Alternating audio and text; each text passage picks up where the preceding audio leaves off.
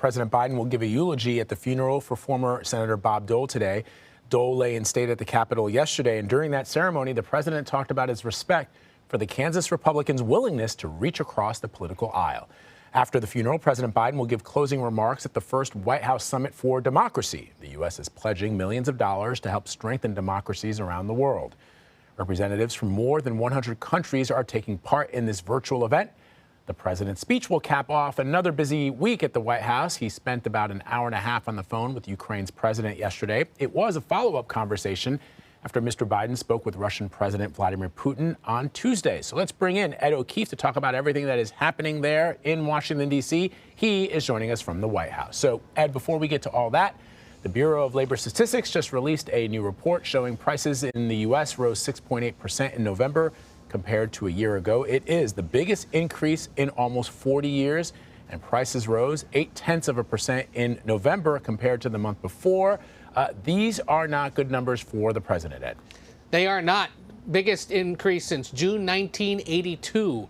And so if you think about that, most people who have purchasing power these days, millennials, Gen Z, even younger baby boomers, may not even remember inflationary prices this bad. And it comes at a time when the president, this White House, congressional Democrats are getting hit, in the polls at least, for their handling of the economy, and this issue of inflation, which has become a persistent sort of nagging issue here at the White House. Remember, for a long time earlier this year, as the economic recovery was sort of there, you could see it coming until Delta variant, and even coming out of Delta variant, there was this thought that inflation was transitory, as they say, or sort of a transitional thing as everything readjusted, supply and demand, and people sort of got back up on their feet and the economy started humming again. Well, just in recent days, the Federal Reserve Chairman and other economists have said, no, this actually is something that could linger very well into the third quarter of next year, which would put you just a few weeks before Election Day 2022. So this now has a real potential to be a political drag on this White House as it tries to get the country and the world back in a post-pandemic mentality, and could continue to be a real problem for them, not only again in polling, but also potentially in getting his big legislative agenda passed. Build Back Better Act, of course, continues to be a subject of debate in the Senate. And the guy that's been holding it up, Joe Manchin of West Virginia, has repeatedly said, should we be passing something this big right now when inflation is such a concern? And would this legislation potentially make the economy even hotter and not go far enough to slow down those prices? So we'll see now in the next 10 days or so before Christmas whether or not Congress can take it up, or whether reports like this spook enough Democrats into thinking maybe we have to wait a little while longer. Ed, I want to ask you about Senator Bob Dole's funeral today. The president will be eulogizing him. Do we know what we expect to hear from the president? And can you talk a little bit about the nature of their relationship? Because the president's words yesterday were quite touching. They were. And look, I've said this before, and I think it bears repeating. He is the oldest elected American president, and he faces a lot of concern and criticism for his age and his length of experience in this town. But you have to appreciate that for a very long time, Joe Biden was the young guy here in Washington. He was the 20-something elected to the Senate who really only had his job and his two kids back in Delaware, and his best friends were his fellow senators. One of them was Robert Dole. They served together in Congress for 24 years. And towards the late 80s and early 90s, the two of them were quite senior and important officials there in the Senate. Biden was the chairman of the Judiciary Committee. Dole was the Republican leader. And so they worked together a lot on legislation, but also became good friends. And they had maintained such a close relationship that right after the president took office in February, he went to see Dole down the street at his hotel, or at his apartment in the Watergate complex, after he was diagnosed with stage 4 lung cancer. And the two of them caught up. Dole later told the Wall Street Journal it was just Joe and Bob hanging out, reminiscing about the good old days and talking about Biden's new role as president. And also a great fondness for Elizabeth Dole, who of course will be there today, a former cabinet secretary and senator herself. She was a senator when Biden was wrapping up his Senate tenure. So we can expect to hear some more personal stories. And yesterday, during the Capitol Rotunda ceremony, made a point of saying that Dole deserves to stand there among other historic American icons and heroes like George Washington, Martin Luther King Jr., Abraham Lincoln, given the incredible sacrifice he made during World War II and then his years of service to the Senate.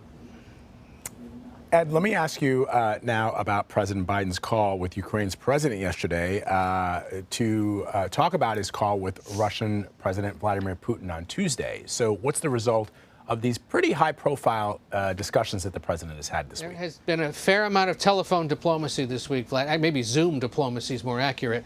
He's been meeting with leaders across Europe to discuss this situation. Yesterday it was with President Zelensky. You see this White House photo there of him on the phone.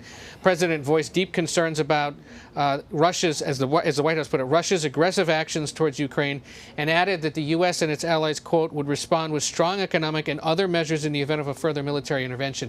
Notably, the White House went out of its way to say any decision about Ukraine will be made in consultation with Ukraine, which is designed, I think, in sort of the grand scheme of the world, to make clear that Ukraine is not an afterthought or some kind of token or pawn in this situation, but sort of an essential piece of this whole equation and deserves to be consulted seriously in the event that it is attacked. There have been some reports in the last 24 hours or so from the front lines there in Ukraine of military commanders warning that the 100,000 plus troops amassed on the border of the Donbass region there in Ukraine could overwhelm Ukrainian forces pretty quickly, and that more Western military support may be needed. There's also talk of Ukraine essentially opening up the weapons depots and allowing Ukrainian citizens to come in and get what they need to defend the country from a Russian invasion. Pretty stark descriptions of what could happen. But remember, there's no indication yet that it is happening, and a final decision by President Putin could still be weeks off. But by trying to hold these conversations now, get most of the Western world on the same page and say, here's what we do to you economically, here's what we might have to do to you militarily if you invade, trying to stop Putin from taking these steps. Look also in the coming days to see if there aren't more direct engagement between Russian and U.S. and some other European leaders to discuss this and try to turn down the temperature. The president had hinted earlier this week that there might be some kind of an announcement today. The White House seemed to suggest that's not happening in comments yesterday, but certainly the consultations continue. And it would be, to his credit, I suppose, another example of the president sort of away from the public stage, working the phones this year to try to stave off a diplomatic issue. You remember earlier in the summer, there were the rocket attacks between Hamas and Israel, and the president spent a fair amount of time on the phone over several days to try to end that situation, and it died down. It looks like this is something similar to that. The hope is that through diplomacy, something that this White House says he's good at, they can stop that situation, talk to Vladimir Putin, give him the attention he clearly is seeking, but avoid a potentially horrific military conflict. Well, speaking of burning up the fiber optic lines or whatever is used, today is the end of the two-day White House Summit for Democracy. President meeting virtually with world leaders. There were some questions, though, continue to be some questions about why certain countries were invited. A group of Democratic senators sent President Biden a letter asking him just that, sent it last month, asking him to provide more clarity about why certain countries were part of the summit. Of course, the White House didn't invite China. They didn't invite Russia. I don't think that's a complete surprise. But the countries like Iraq and the Democratic Republic of Congo, which do not have good records when it comes to human rights, they're also participating. Has the White House responded to this letter?